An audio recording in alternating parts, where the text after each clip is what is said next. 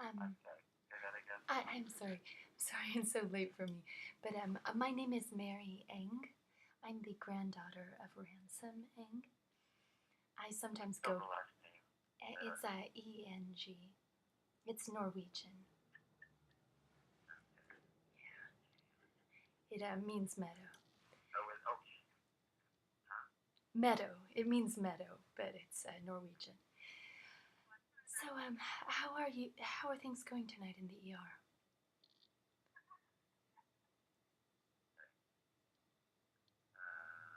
I'm still trying to find who you're talking about. Sorry. Oh, I'm so sorry. The, I just was letting you know who I am, and your name is Tyler. What? my name is Tyler. Yeah. Tyler. But let's see. So the last, maybe it's my phone that's not working very well here. But can you spell the last name one more time? Yeah, ENG. Just ENG. Okay. So we don't. It doesn't look like we have a patient with the last name ENG here. Well, it's possibly. I didn't mean to be confusing. I was letting you know my name is Okay. ENG. Okay. I'm sorry. Okay. What is your full name? Well, I don't give up my last name, but my first name is Tyler. Oh, okay. Well, how are things going at the ER tonight? How's it doing at the ER tonight? It's okay.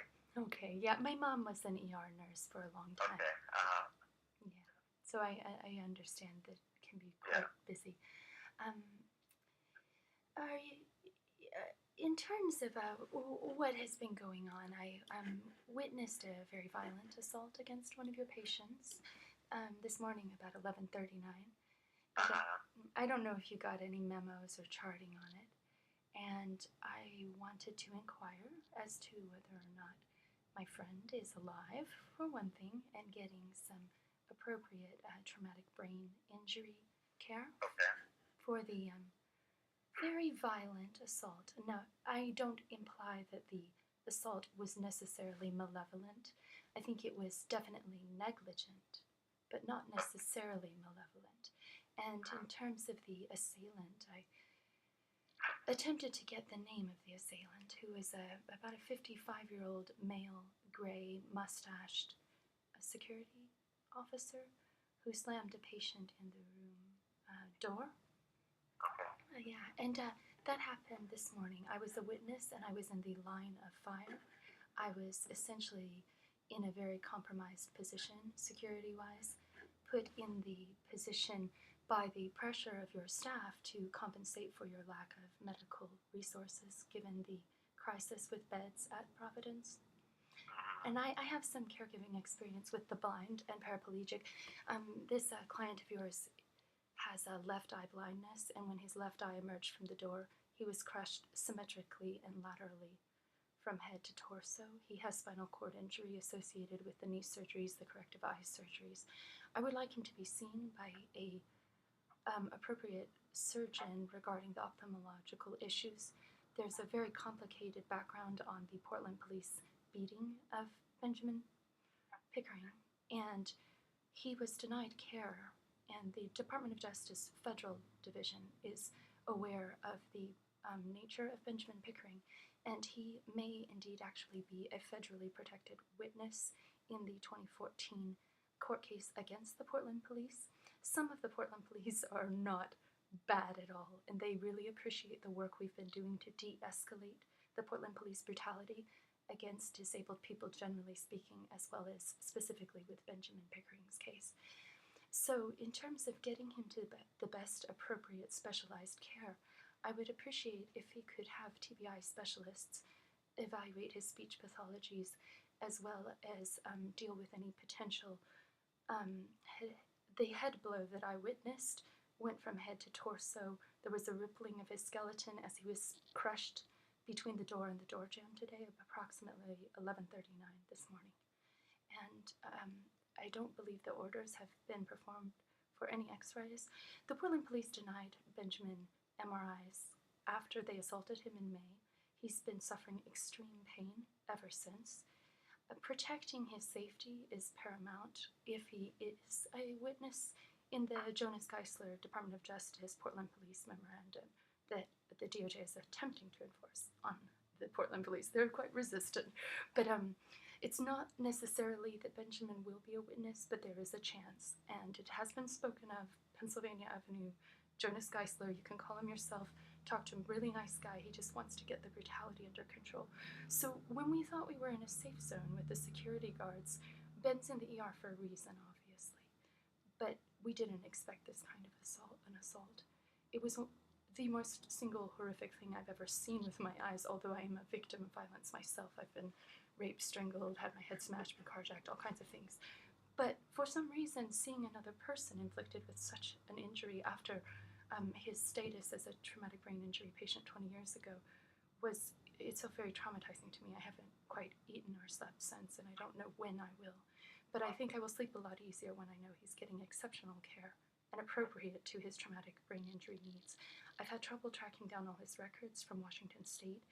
There may be Ocean Park or Ocean City Park that has some records, and his Multnomah defender, Don Andrews, may be calling tomorrow to make sure he's in good care because of his coming court appearances regarding the Portland Police assault on him in May, for which he continues to be denied care. The continued denial of care for the brain injury that was a secondary assault by police, in addition to the head injury in your facility, is obviously concerning, and so I hope we can get some clarity on that. Is there a doctor I could speak with? There is not a doctor at the moment that you would be able to speak with. So what are the what are the tests that you're wanting done? It would be better if we could match all the chronological medical records, but Ben suffered an extreme, violent, repeated, excessive blunt force trauma to his head in May. He has never received treatment for it. He hasn't received any kind of MRI or checks. He has some associated other injuries, for instance, a right eyeball contusion. It was very lightly discolored, like a reddish-bluish yesterday, and it was from an accident he took when he takes pills sometimes because of his blindness and his crippling. He has a crippled walk.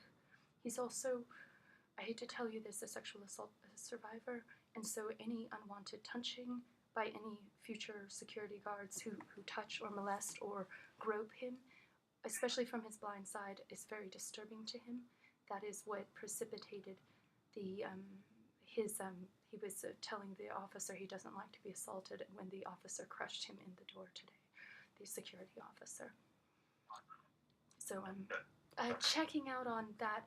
I've been informed by Sarah Holland that he has been checked for the broken sternum ribs, which were originally broken by the Portland Police. They may be healing, but he has a lot of pain in his sternum. The center of his sternum is where the door was jammed into him. And I'm not talking a light. This was the most forceful blow I have ever seen a human take. It was like a car accident or a very extreme battery of his person with all the full force a 230-pound man could administer to Benjamin Pickering's body, or shall we say future corpse if he dies in your care. Understood. So I can pass on, the only thing I can do at this point is pass on your concerns to listeners who, and we can kind of work it up the line that way. Okay, be expecting a lot of phone calls. I'm going to be trying to mobilize his entire family to get him to the best care. We're hoping for a transfer to some TBI specialists or trauma units. After what I saw, it was a traumatic incident. If he's kept out of some kind of intensive care where he will be safe from that kind of assault, I just don't know what's going to happen, but it's frightful. All right, well, I will pass on your concern. Okay, do you need my number or my email, or do you have that already? I think, I don't know if they have it.